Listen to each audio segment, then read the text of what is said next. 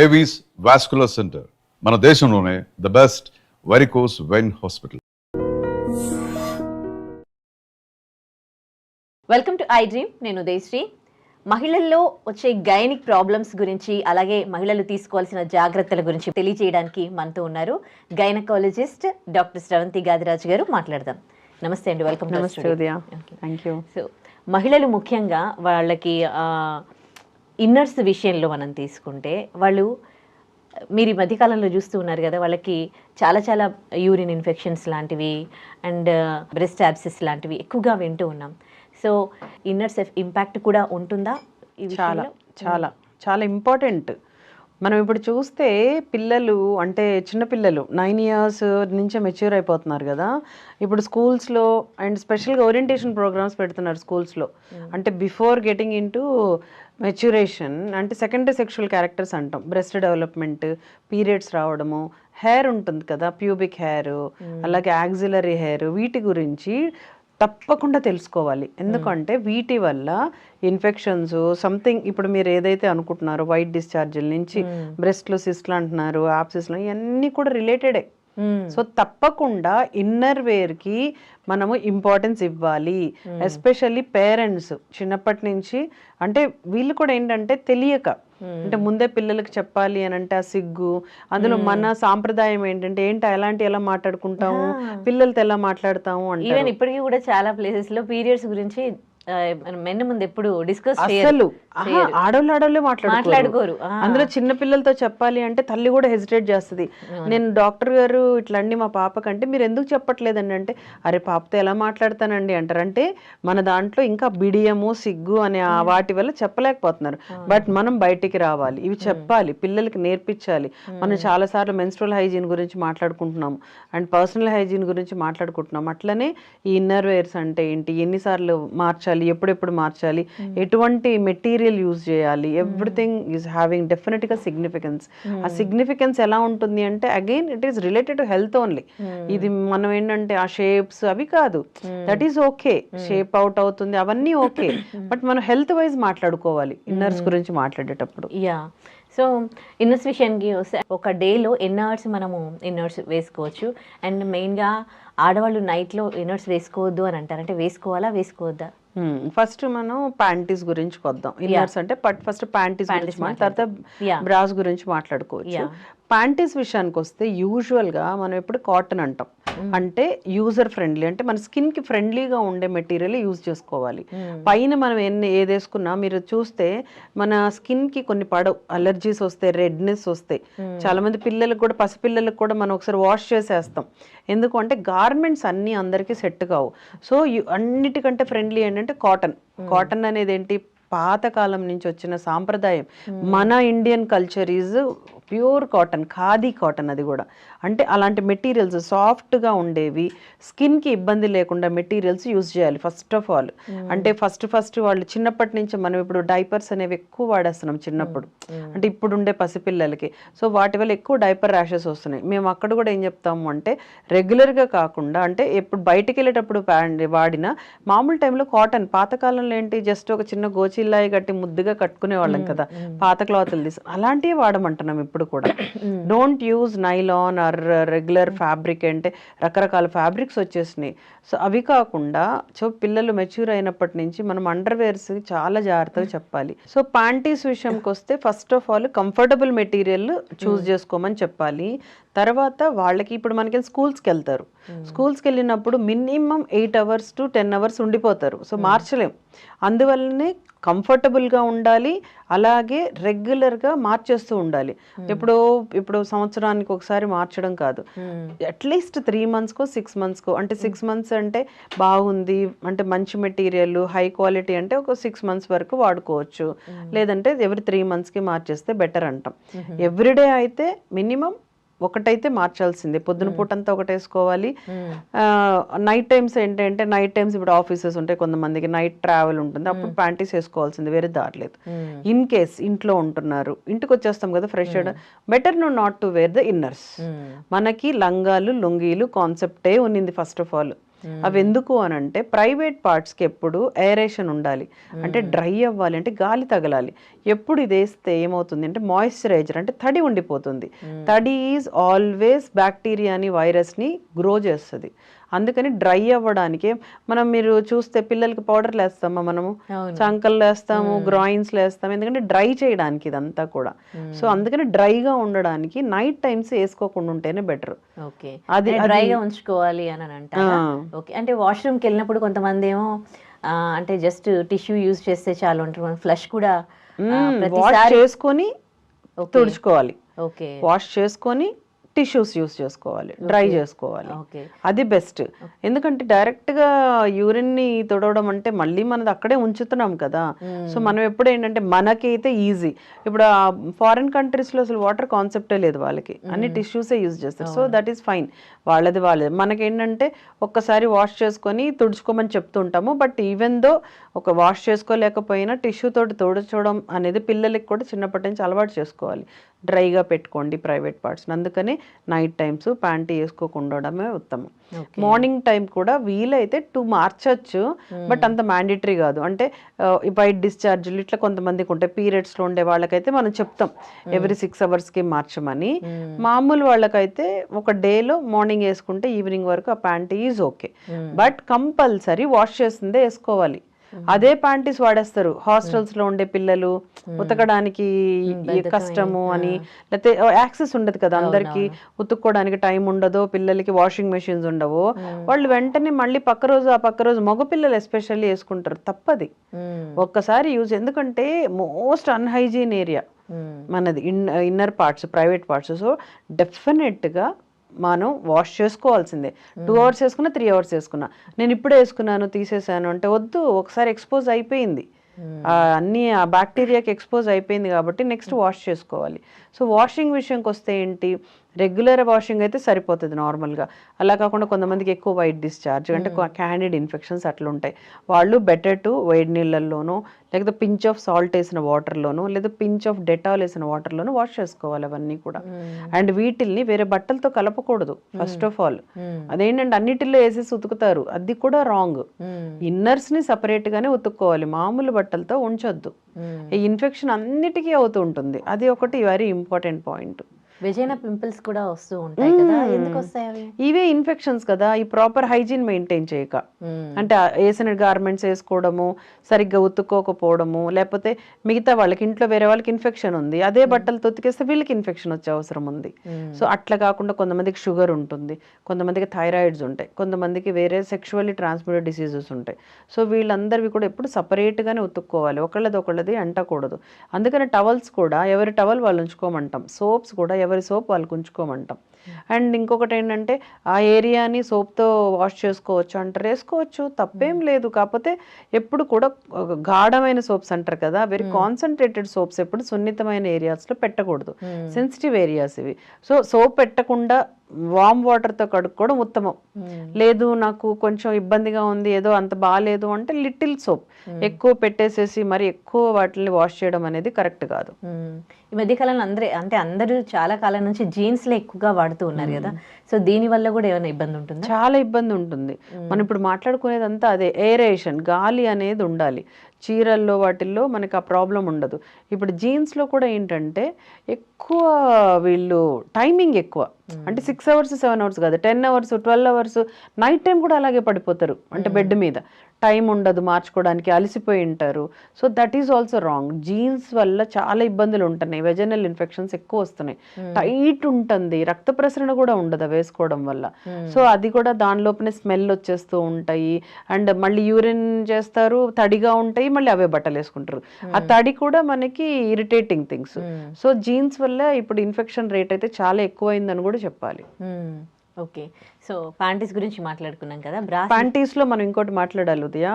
ఇప్పుడు లైనర్స్ అని వచ్చినాయి, ప్యాంటీ లైనర్స్. వైట్ డిశ్చార్జ్ వాళ్ళకి సపరేట్ గా లక్కీగా మార్కెట్ లో ప్యాంటీ లైనర్స్ అని వచ్చినాయి. Use that. ఆ వైట్ డిశ్చార్జ్ ని ఆ ప్యాంటీస్ అంతా అంటీ ఆ లోకల్ ఇన్ఫెక్షన్ లేకుండా హ్యాపీగా you can use panty liners. That will keep the area dry ఉంచుతుంది, అలాగే హైజీనిక్ కూడా ఉంచుతుంది. ఎవ్రీడే యూజ్ చేయొచ్చు. Of course. మామూలు ప్యాడ్స్ అయితే మనకి ర్యాషెస్ అంటే కొంచెం ఇబ్బంది ఉంటుంది, ఉంటుంది, లైనర్స్ తోటి ఇబ్బంది లేదు. సో నేను అదే సజెస్ట్ చేస్తాను. కాలేజెస్కి వెళ్తుంటారు పాపం, ఇబ్బంది ఉంటుంది. ఈవెన్ వాళ్ళు వాష్రూమ్కి వెళ్ళి వచ్చినా కూడా కొంచెం డ్రై మెయింటైన్ చేస్తుంది. సో నేను మదర్స్కి చెప్తున్నాను, ప్యాంటీ లైనర్స్ ఉన్నాయండి, మంచి కంపెనీ, బట్ ఏదో తక్కువ కంపెనీస్ అయితే వద్దు, అసలు better not to use. Cotton ఎలాగ ఇంపార్టెంటో ఈ లైనర్స్ కూడా బయో డిగ్రేడబుల్ అంటారు, అంటే న్యాచురల్ గా అవి మట్టిలో కలిసిపోయే వాటిల్నే వాడాలి, అంటే వాటిలో ప్లాస్టిక్ శాతం ఉండదు.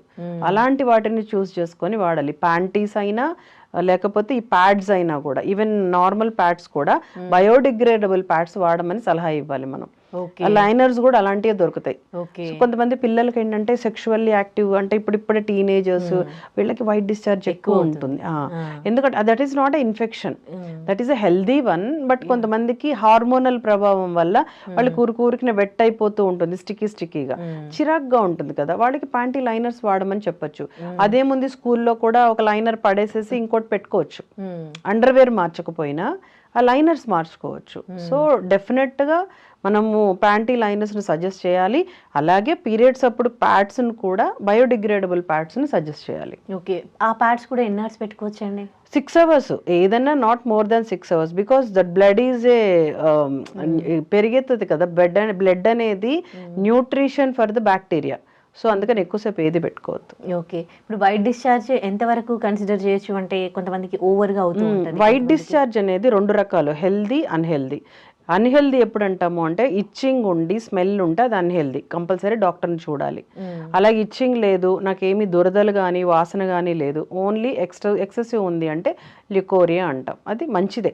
సో దాన్ని పర్వాలేదు, దానికి ఎటువంటి మెడిసిన్ ఉండదు, మెడిసిన్ ఇచ్చినా తగ్గదు. ఓన్లీ దురదలు ఉన్నా వాసన ఉన్నా బీ కేర్ఫుల్. కొంతమందిలో ఇచ్చింగ్ ఉందని చెప్తూ ఉంటారు, వాళ్ళు సమ్ టైమ్స్ వాళ్ళు టచ్ చేయడం వల్ల ఆ ఇన్ఫెక్షన్ ఎక్కువ అవుతుంది అని చెప్తూ ఉంటారు అనమాట. సో ఏంటి ఆ ఇన్ఫెక్షన్, అసలు అట్లా టచ్ చేస్తే ఏమవుతుంది? ఇచ్చింగ్ అనేది one of the indication of vaginal infections. అది వెజనైటిస్ కావచ్చు, సర్వీసైటిస్ కావచ్చు, అంటే రకరకాల పార్ట్స్ ఉంటాయి కదా ప్రైవేట్ పార్ట్స్లో, వాటిల్లో ఇన్ఫెక్షన్స్ వల్ల ఇచ్చింగ్ వస్తుంది. ఏంటంటే ఆ వైరస్ కానీ లేకపోతే క్యాండిడ్ అని ఒకటి ఉంటుంది, వైట్గా పెరుగు కొంతమందికి డిశ్చార్జ్ అవుతూ ఉంటుంది. అప్పుడు ఇచ్చింగ్ అసలు ఎలా అంటే పాపం భరించలేనంత ఇంటెన్స్ ఇచ్చింగ్ అంటాం, రెడ్ అయిపోతుంది. దాన్ని మనం టచ్ చేసి దాన్ని స్క్రాచ్ చేసే కొద్ది ఇంకా ఎక్కువ అవుతుంటుంది ఇచ్చింగ్. అంటే అక్కడ ఒకలాంటివి రిలీజ్ అయ్యి, అంటే ఇప్పుడు రసాయనాలు అంటాం కదా తెలుగులో, అలాంటివి అక్కడ కొన్ని ఎలిమెంట్స్ రిలీజ్ అవుతాయి. ఎలిమెంట్ రిలీజ్ అయినప్పుడు ఇంకా ఇచ్చింగ్ ఎక్కువ అవుతుంది. అందుకనే గీరద్దండి, గోకద్దండి అని మేము చెప్తూ ఉంటాం. బట్ పాపం వాళ్ళు నైట్ టైమ్స్ ఇంకా ఎక్కువ ఇబ్బంది పడుతూ ఉంటారు, చాలా ఉంది మేడం భరించలేమని. బట్ ఏం కాదు, ఇచ్చింగ్ని వెంటనే టాబ్లెట్స్ తోటి తగ్గించేయచ్చు. అలాగే ఇచ్చింగ్కి సంబంధించి ఏదైతే ఇప్పుడు మనకైతే డయాగ్నోసిస్ అని ఒకటి వస్తుంది, బ్యాక్టీరియా అనేది, దానికి సంబంధించిన టాబ్లెట్స్, కొంతమందికి వెజైనల్ ఇన్సర్ట్స్ అంటాం, అంటే కింద నుంచి పెట్టుకునేవి, అవి ఇచ్చారంటే వెంటనే వాళ్ళకి పాపం 1 dayనే రిలీఫ్ వస్తుంది. బట్ కోర్స్ ఉంటుంది, కొంతమందికి 3 days ఇస్తాం, కొంతమందికి 6 days ఇస్తాం. బట్ వాటర్ ఎవట్ మేబీ సింపుల్ ఇన్ఫెక్షన్స్ అవి, వాళ్ళని ఎక్కువ ఏమి ఇబ్బంది పెట్టవు. బట్ కొంతమంది ఏం చేస్తారు అంటే దాన్ని తోస్తారు, ఈ 2 రోజులే కదా, ఇంకొక 2 రోజులు చూద్దాం, అది సివియారిటీ పెరిగిపోవడం తప్పు ఎప్పుడు కూడా. సో ఏదన్నా ఇలాంటి ఇచ్చింగ్ ఉంది, స్మెల్ వస్తుంటుంది, నీసు వాసన వస్తుంటుంది, ఇలాంటివి ఉన్నప్పుడు ఇమీడియట్గా డాక్టర్ దగ్గరికి వెళ్ళిపోతే ఎర్లీగా ట్రీట్ చేసేసుకోవచ్చు. That is very important. ముఖ్యంగా టీనేజ్ పిల్లలకు మీరు ఇచ్చే సజెషన్స్ ఏంటి ఈ విషయంలో? ఈ విషయంలో టీనేజ్ వాళ్ళకి తొందరగా ఇన్ఫెక్షన్స్ రావమ్మా, ఎందుకంటే సెక్షువల్లీ యాక్టివ్ అయ్యే వరకు ఇన్ఫెక్షన్స్ ఉండవు. బికాజ్ వీళ్ళు ఇంకా వైరసెస్, కొత్త వైరస్కు, కొత్త బ్యాక్టీరియాకు వాళ్ళు ఇంకా ఎక్స్పోజ్ అవ్వరు కాబట్టి టీనేజర్స్కి అంత తొందరగా రావు. వస్తున్నాయి అంటే వాళ్ళ హైజీన్ సరిగ్గా లేకను, ఇప్పుడు మనం మాట్లాడుకున్నట్లు వాళ్ళ అండర్వేర్స్ ఎక్కువ వేసుకోవడము, టైట్గా జీన్స్లు వేసుకోవడము, అది వాడిన బట్టలు వేసుకోవడము, వీటి వల్ల వస్తూ ఉంటాయి. సో టీనేజర్స్, అన్మ్యారీడ్ వాళ్ళు ఏం లేదు, జస్ట్ శుభ్రంగా స్నానం చేయండి, ఎప్పుడు fresh under garments, underwears, panty liners, రెగ్యులర్గా ప్యాడ్స్ ఒక 6 hours పీరియడ్ అప్పుడు మార్చేసుకోవడము, డ్రైగా మెయింటైన్ చేసుకోవడము. చిన్నవి ఏమన్నా ఎర్రగా చిన్న పొక్కులు లాంటివి వస్తాయి కొంతమందికి, అలాంటివి వచ్చినా, ఇచ్చింగ్ వచ్చినా వెంటనే ఒక డాక్టర్ని, గైనకాలజిస్ట్ను లేదా నార్మల్ డాక్టర్ కూడా ఎనఫ్ దీనికి కన్సల్ట్ చేయడము. లేదు మీకు కొంచెం ఏదైనా డౌట్ వచ్చిందంటే ఇంట్లో అమ్మకు కూడా చెప్పరు కొంతమంది, బట్ కనీసం ఫ్రెండ్స్కో, టీచర్స్కో ఎవరో ఒకరు సజెషన్ కంపల్సరీగా ఇట్లా అవుతుంది, whether to take any care or I can go for న్యాచురల్గా, అంటే ఇంట్లో వేడి నీళ్ళతోటి కొంతమంది చిన్న రెమెడీస్ ఇంట్లో చెప్తారు, అవేమన్నా చెయ్యొచ్చా, కంపల్సరీ కంపల్సరీ కనుక్కోవడం అయితే కనుక్కోండి. ఆ ఇచ్చింగ్ని భరించుకుంటూ చిన్న చిన్న ర్యాషెస్ వచ్చినప్పుడు వాటిల్ని భరించుకుంటూ ఉండనే ఉండొద్దు. ఇమీడియట్గా వాటికి ఎర్లీగానే ట్రీట్మెంట్, చిన్న ఆయింట్మెంట్స్ అనో లేదా చిన్న చిన్న జెల్స్ అనో ఇస్తాం, దాంతో తగ్గిపోతుంది. సో ఈ నీడ్ కంపల్సరీ కేర్. ఓకే, టీనేజ్లో అయితే తక్కువ అంటున్నారు, మరి విమెన్లో ఎక్కువగా అంటే టీనేజ్ దాటిన వాళ్ళకి ఎక్కువ, సెక్షువల్ యాక్టివ్ వాళ్ళకి ఎక్కువ, అలాగే డెలివరీ అయిన వాళ్ళకి ఇమ్యూనిటీ లెవెల్ తగ్గుతుంది. అలాగే షుగర్ ఉండే వాళ్ళకి, కొంతమందికి లేడీస్కి షుగర్ ఉంటుంది, వాళ్ళకి vaginal infections, urinary tract infections చాలా ఎక్కువ వస్తుంటాయి. అలాగే థైరాయిడ్ ఉన్నా, లేదా లో ఇమ్యూనిటీ కొన్ని ఉంటాయి, అంటే స్టిరాయిడ్స్ అని కొన్ని మందులు వాడుతూ ఉంటారు, వాళ్ళకు కూడా ఈ ఇన్ఫెక్షన్స్ ఎక్కువ వస్తూ ఉంటాయి. సో వాళ్ళు ఏంటంటే అండర్లయింగ్ డిసీజ్ని, అంటే షుగర్ ఉన్నా ఏదన్నా వేరే డిసీజెస్ తోటి వీళ్ళు మందులు వాడుతున్నా పర్ఫెక్ట్గా వాడుకోవాలి అండ్ మెయింటైన్ చేసుకోవాలి. అంటే షుగర్ లెవెల్ని కంట్రోల్ పెట్టుకుంటే ఈ ఇన్ఫెక్షన్స్ తక్కువ ఉంటాయి. అలాగే మీకు సెక్షువల్లీ ట్రాన్స్మిటెడ్ డిసీజెస్ అని వింటూ ఉంటాం, సెక్షువల్లీ యాక్టివ్ ఉండే వాళ్ళలో ఆ ఇన్ఫెక్షన్స్ వస్తూ ఉంటాయి. So condoms is the best way. ఈ ఇన్ఫెక్షన్స్ తగ్గించడానికి ఏంటి అంటే కాండోమ్స్ యూజ్ చేయమని అడుగుతూ ఉంటాం, ఎందుకంటే హస్బెండ్ ఇన్ఫెక్షన్స్ వీళ్ళకి వచ్చేస్తూ ఉంటాయి తొందరగా. సో హస్బెండ్కి కంటే అమ్మాయిలు, ఆడవాళ్ళు ఎక్కువ ఇబ్బంది పడుతూ ఉంటారు దీనికి.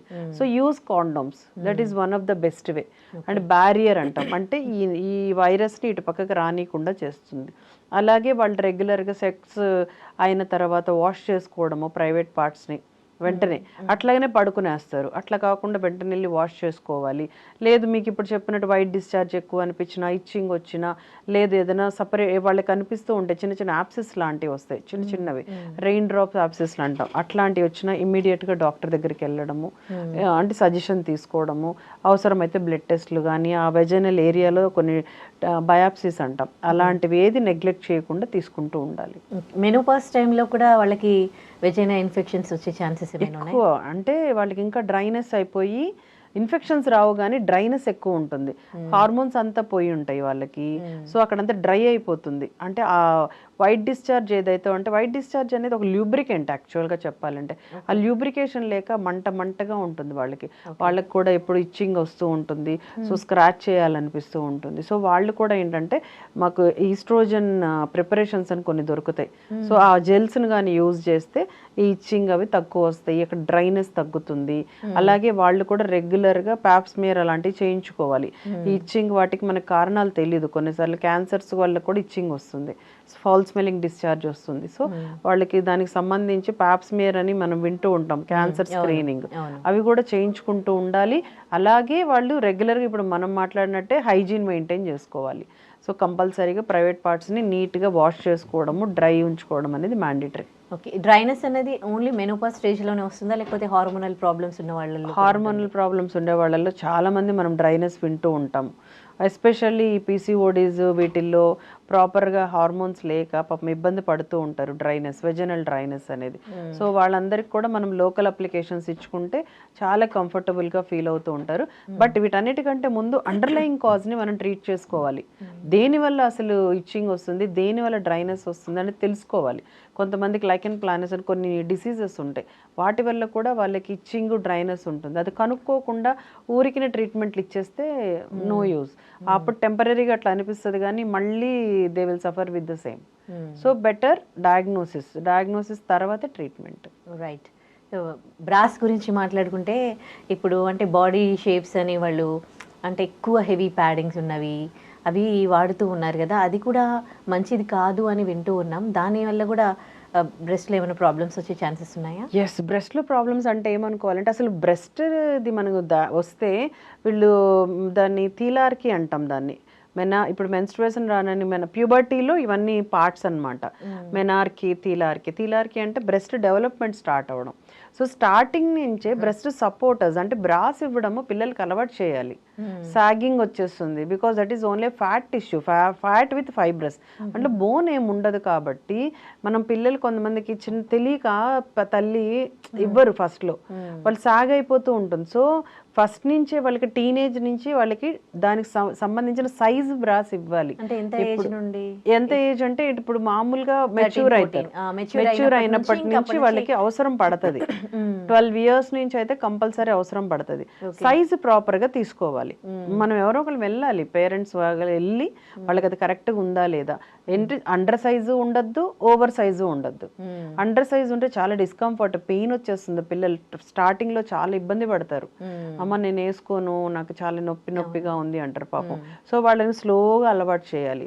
ఎందుకు అంటే బ్రెస్ట్ సపోర్టర్స్ ఎందుకు అనంటే సాగ్ అయిపోకుండా వాళ్ళకి పెయిన్ వచ్చేస్తుంది.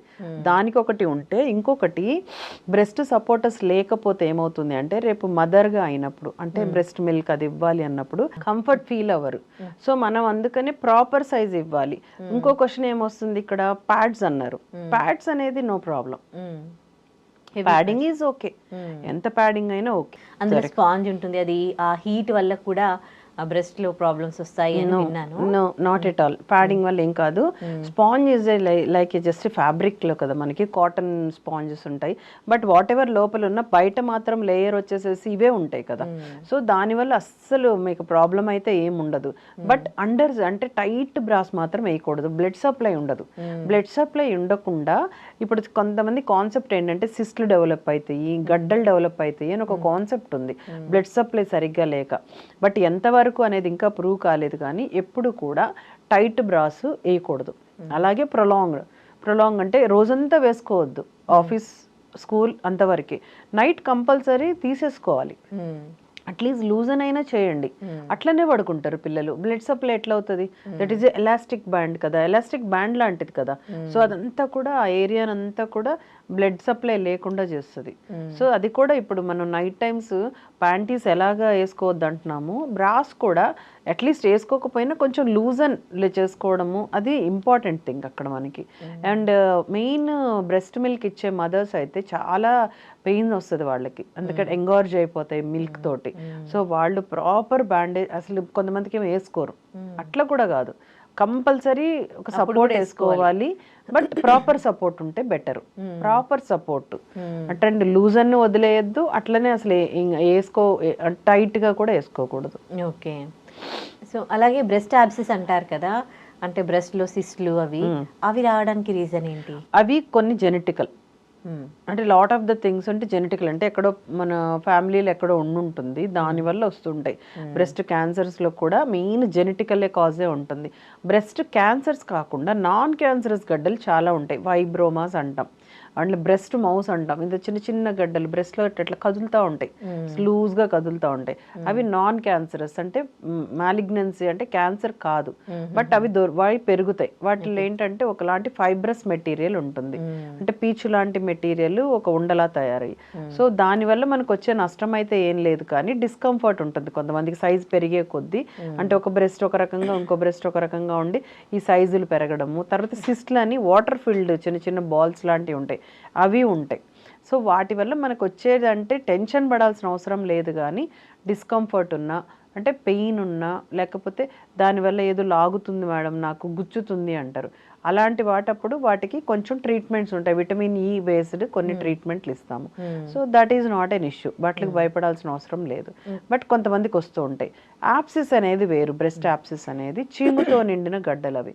కొంతమందికి పాలిచ్చే తల్లులు పాలు అలాగే ఉండిపోయింది అనుకోండి, అదంతా కూడా చీముగా కన్వర్ట్ అవుతుంది. Because you know milk is a good, అది పెరగడానికి కారణం, బ్యాక్టీరియా గ్రోత్కి బాగా ఫేవర్ చేస్తుంది, అందుకని యాప్సిస్ ఫామ్ అయితే. అలాగే కొంతమందికి ఇన్ఫెక్ట్ అయ్యి మాస్టైటిస్ అంటాం, బ్రెస్ట్ అంతా ఇన్ఫెక్ట్ అయిపోతుంది, దానివల్ల రెడ్నెస్ వచ్చేసి నొప్పి ఉంటుంది. ఇవన్నీ చిన్న చిన్న ఇన్ఫెక్షన్స్, వాటిని చిన్న యాంటీబయాటిక్స్ తోటి, లేదు యాప్సిస్ని చిన్న ఘాటు పెట్టామనుకోండి ఆ పస్ అంతా బయటకు వచ్చేస్తుంది. సో అలాంటి చిన్న చిన్న ట్రీట్మెంట్లతోటి ట్రీట్ చేసేయచ్చు. ఈ వింటర్ సీజన్లో బాగా విపరీతంగా డ్రై అయిపోయి ఒక్కోసారి మనకి అక్కడ కట్ అయినట్టు కూడా అవుతూ ఉంటుంది, క్రాక్స్ వస్తాయి, నిపుల్ క్రాక్స్ అంటాం. అది కూడా అంతే, మాయిశ్చరైజర్స్ వాడాలి. నిపుల్ క్రాక్స్ అనేది మోస్ట్లీ బ్రెస్ట్ ఫీడింగ్ మదర్స్ లో చూస్తాం. వాళ్ళలో పాపం వాళ్ళు ఆ బేబీ చూ చేసి అంత క్రాక్ వచ్చేస్తుంది. సో వాళ్ళందరికీ అంటే సపరేట్ క్రీమ్స్ ఇస్తాం. ఈ వీళ్ళకి కూడా అన్మ్యారీడ్స్ కూడా మనం క్రాక్స్ అనేవి చూస్తూ ఉంటాం, అంటే నాన్ ప్రెగ్నెంట్ వాళ్ళకి కూడా. So better to use moisturisers. అంటే స్కిన్ ఎక్కడైనా పగిలిపోతూ ఉంటుంది, బికాజ్ వింటర్ సీజన్లో ఏమవుతుంది అంటే డ్రై అయిపోతుంది స్కిన్, అయిపోయి అలాగా వాటికి ఏం లేదు, ఇంట్లో దొరికే చిన్న చిన్నవి కూడా రెమెడీస్ చెప్తాం. నెయ్యి లాంటిదో వెన్న లాంటిదో లేకపోతే కొబ్బరి నూనె అప్లై చేయండి అని, నిపిల్ కేర్ అని దానికి సపరేట్ క్రీమ్స్, వాటిని వాడితే వెంటనే సొల్యూషన్ మనకి బాగుంటుంది, తగ్గిపోతే తొందరగా. ఒక్కోసారి అన్వాంటెడ్ హెయిర్ కూడా కొంతమందిలో వస్తూ ఉంటుంది కదా, సో వాళ్ళకి ఇంకా హెయిర్ పోవడానికి ఏం రెమెడీ లేదా? పర్మనెంట్ రెమెడీ అంటే ఉన్నాయి, ఇప్పుడు వచ్చినాయి లేజర్స్ అవి వచ్చేసినాయి, మంచిగా పర్మనెంట్ చేసుకోవచ్చు. బట్ ప్రాపర్ ఎప్పుడు కూడా ఏంటంటే మంచి ఇన్స్టిట్యూట్, అవి మంచి మెషినరీ ఉండాలి. ఏదేదో మెషినరీలో ఉంటే కొన్నిసార్లు బర్న్ అయిపోతుంది. సో అలా కాకుండా అది సర్టిఫైడ్ ప్లేసెస్కే వెళ్ళాలి ఎప్పుడు కూడా. అలాంటి దగ్గరే అన్వాంటెడ్ హెయిర్ చేయించుకోవాలి. అండ్ ఇంకొకటి, pubic hair is not a unwanted hair, axillary hair is not a unwanted hair. అది అసలు యాక్చువల్గా కూడా ఒక సెక్షువల్ క్యారెక్టర్లో అదొకటి కూడా సెకండరీ సెక్షువల్ క్యారెక్టర్లో క్యారెక్టర్.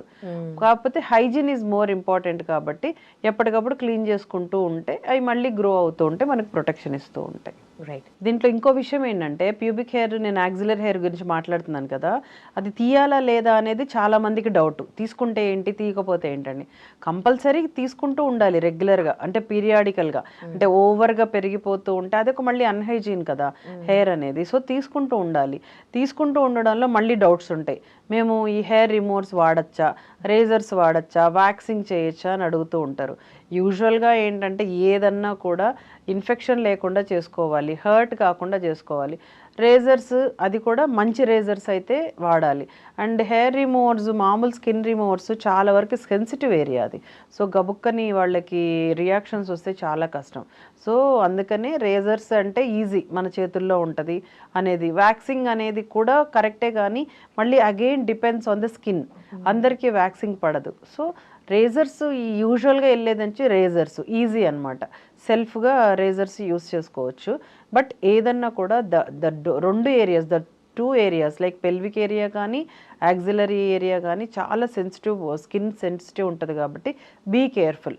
సో ఫస్ట్ పిల్లలు కొత్తగా స్టార్ట్ చేసేటప్పుడు పిల్లలకి కొంచెం మానిటర్ చేసుకుంటూ ఉండాలి మదర్. అంటే వాళ్ళని వదిలేయకుండా వాళ్ళు వాడేది కరెక్ట్గా వెళ్తుందా లేదో చూసుకొని వెళ్ళాలి. థ్యాంక్ యూ సో మచ్ అండి, చాలా మంచి విషయాలు తెలియజేశారు. Thank you. And for more videos, Please subscribe to iDream. Please subscribe to iDream. Please subscribe iDream. And please subscribe to iDream. For more videos, subscribe to iDream. please like, share, and subscribe to the channel. Congratulations, iDream. Subscribe to iDream. Subscribe to iDream. So subscribe to iDream Media.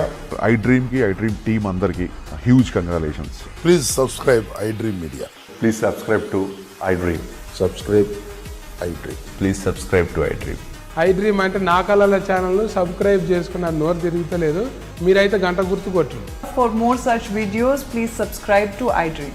Subscribe to iDream. Please subscribe to iDream. Please subscribe iDream Media. Please do subscribe to iDream. Please subscribe to iDream Media. For best entertainment and information, please subscribe iDream. And don't forget to subscribe to iDream.